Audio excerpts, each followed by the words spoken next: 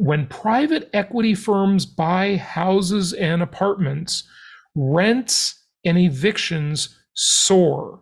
When they buy hospitals and doctors' practices, the cost of care shoots up. When they buy nursing homes, patient mortality rises. And now, here's your host, Jason Hartman, with the complete solution for real estate investors. Good morning, empowered investors, and welcome to episode 1883. Our guest today is a fascinating guest, and he is the author of a book entitled 2 and 20, How the Masters of Private Equity Always Win. And you know, my mom was here recently, and my mom is a voracious reader. She just reads everything. Maybe I inherited my extreme curiosity, almost obsessive curiosity, I will admit, from my mother. Who knows? But I sure wish I had her reading skills, I'll tell you that. She can read and digest things so quickly. I did not inherit that one, unfortunately. However, she was here at my house, and after I interviewed the guest, he sent me the book, or maybe it was before, I'm not sure, and she grabbed it off my bookshelf and said, I want to read this. Now, what does my mother have to do with private equity? Well, just about nothing. But she told me the other day she was reading it and she was fascinated by it. So she says it's really good. So mom's book recommendation there. Anyway, so we'll get to that in just a moment. But before we do, wow. Okay, so speaking of private equity, I saw this article in one of my newsletters the other day and just wanted to share a little snippet of it. You know, despite its dismal track record. Now, this relates to the so inappropriately named Inflation Reduction Act. I mean, the government, well, really Congress specifically, should be sued for false advertising, right? Actually, the person in the government who labels these bills, right, like the Inflation Reduction Act, we should have the right to sue them for false advertising. It's misleading, right? It's misleading advertising. If a company did that, they could get sued for it. And folks, I tell you, I know we all love to hate the lawyers, right? Because they make things way too expensive and all of this stuff. But the fact that companies have liability for what they do is what makes their products, in many cases, not always, products and services better. And, you know, it forces them to be legitimate and do the right thing. We certainly know that people will not do the right thing, sadly, given the chance. And companies do not do the right thing. They abuse the public, the marketplace, the consumers, their competitors, their employees, their shareholders, their stockholders, all the time. It's absolutely pathetic.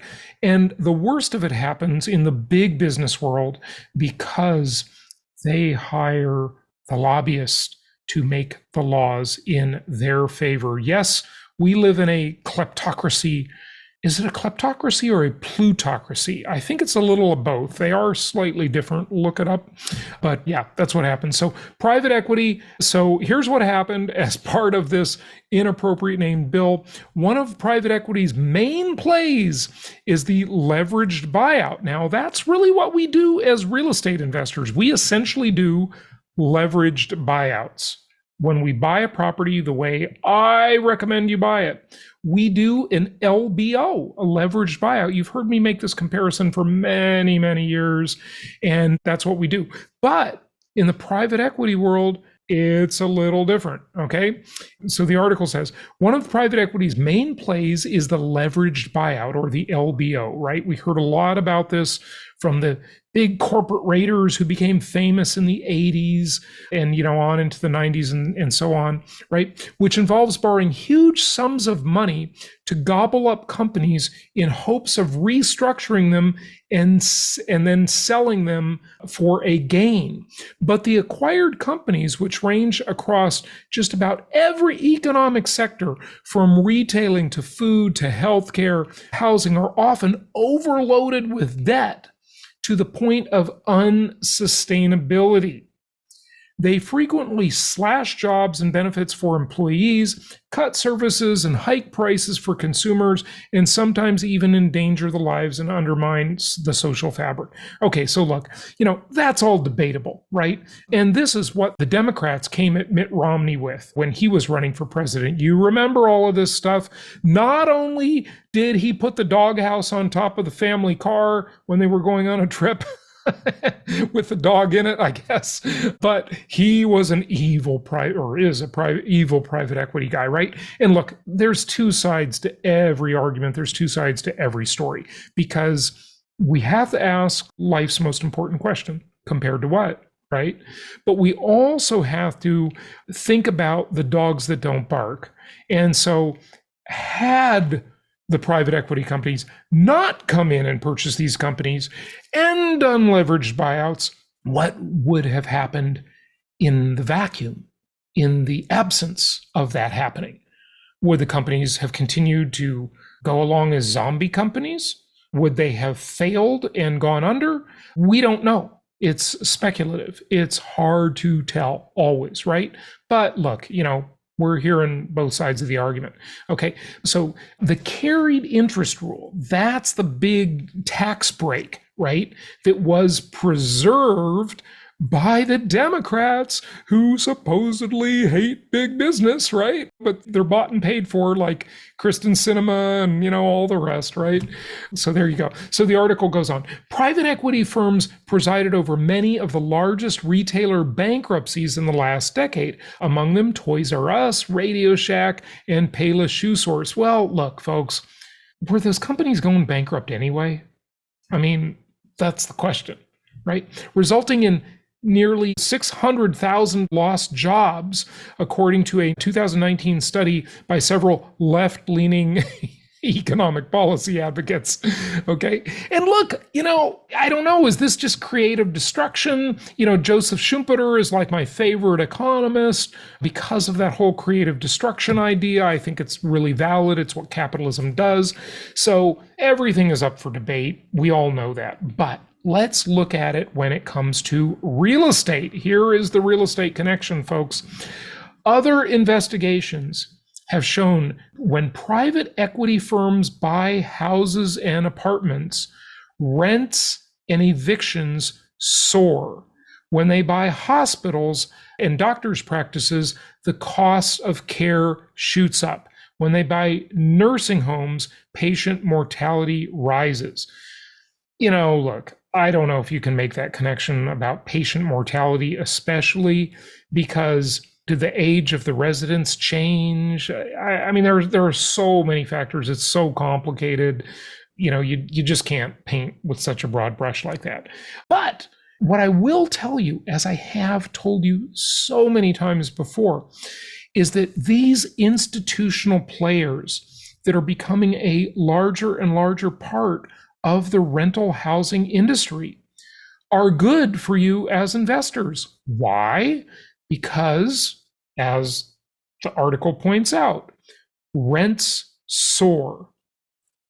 They are much better at optimizing their portfolio for higher rents than you mom and pop investors are. Actually, I should say we mom and pop investors, because I'm one of them. I'm not an institutional investor by any means. I'm just a little mom and pop. Look, they do a much better job of rent optimization. They use software. They are relentless about squeezing every last dollar of yield out of their portfolios. And rents are set by comparison. So when they are set by comparison, your rents are increasing faster than they did in the past. Now, we've seen rents increase at an incredible clip recently. And I'll tell you something, folks, you ain't seen nothing yet. Rents are going up a whole heck of a lot more. Mark my words. Mark my words. Rents have tons of upward price pressure under them.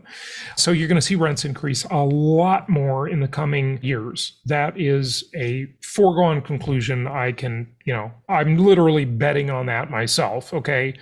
Quite specifically with my own portfolio.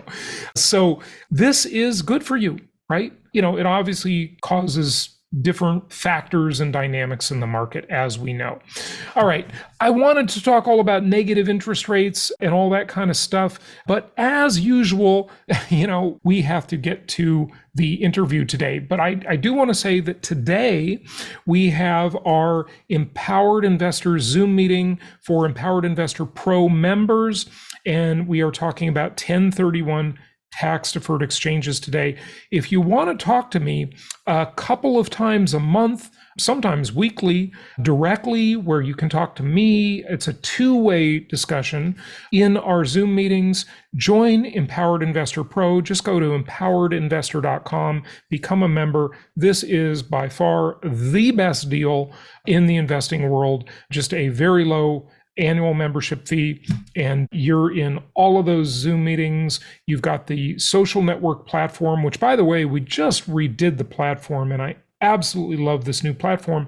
But a lot of you existing members have yet to sign up and accept your invitation to our new social networking platform. So please make that a priority. And if you need help with that, reach out to us and we will get you taken care of there.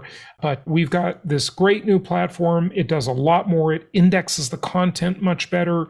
And we have a whole slew of upcoming things we're adding to that platform. We've got so many videos in there, articles and resources, and most importantly, people, your fellow Empowered Investor Pro members that you can network with and who you see on Zoom several times a month when we have our Zoom meetings. So be sure to go and join that, empoweredinvestor.com. And let's go ahead and get to our guest and talk about 2 and 20, how the masters of private equity always win.